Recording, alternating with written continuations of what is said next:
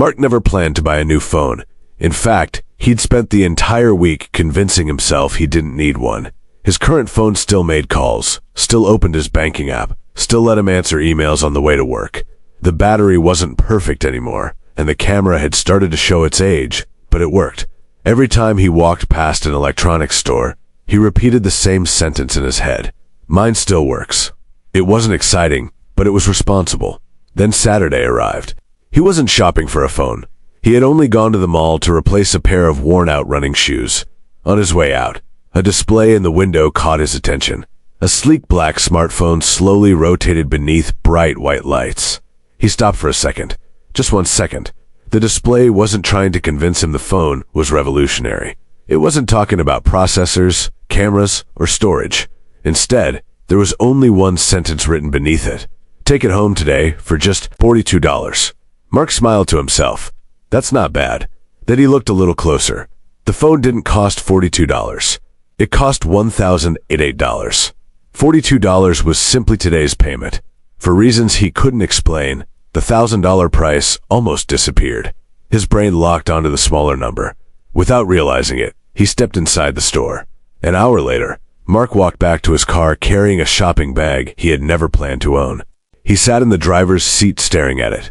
The excitement lasted exactly 3 minutes. Then another thought quietly entered his mind.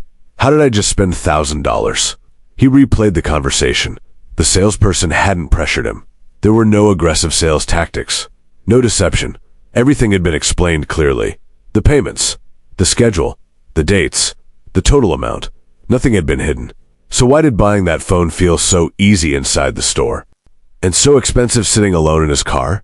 That question stayed with him all weekend. Not because he regretted buying the phone, but because he couldn't explain his own decision.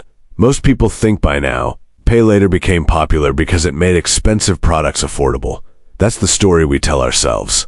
It's simple, comforting, and completely misses what was really happening.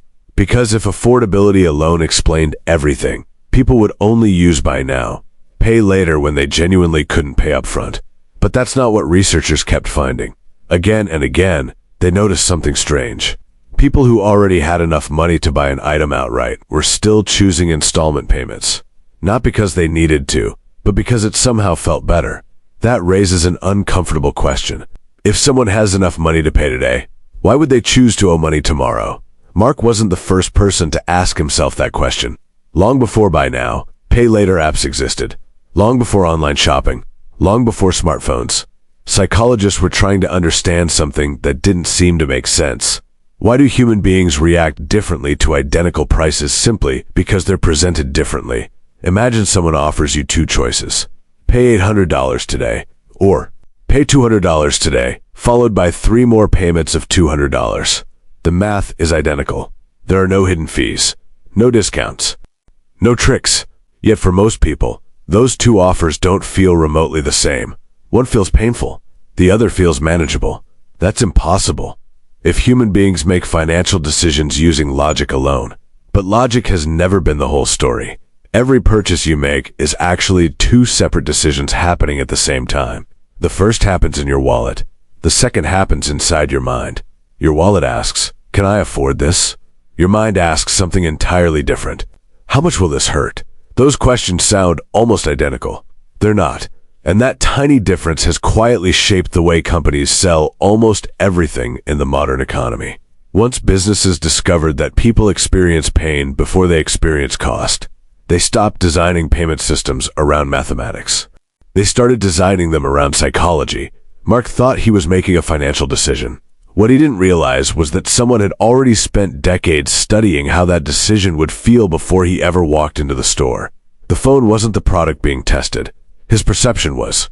And that's when the investigation takes an unexpected turn. Because buy now, pay later didn't begin with technology. It began with one of the most fascinating discoveries ever made about the human mind. A discovery that would eventually reshape shopping, advertising, and the way millions of people think about money without ever realizing it.